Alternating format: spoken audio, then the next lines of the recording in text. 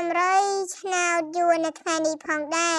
ក៏បានយកលេខអាវងសារជាថ្មីទៀតហើយយកមកធ្វើការចែកនៅតម្រុយឆ្នោតយួនជូនទៅកាន់ពុកម៉ែបងប្អូនទាំងអស់គ្នាហើយក៏ដូចជារាល់ដងបើពុកម៉ែបងប្អូនបានចូលមកទស្សនាហើយក៏សូមពុកម៉ែបងប្អូនកុំភ្លេចជួយចុច Subscribe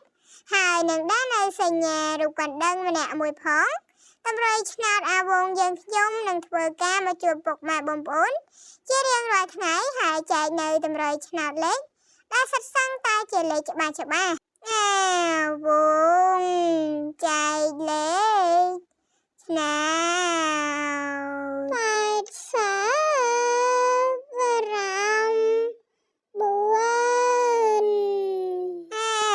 វងចែកលេខឆ្នោត91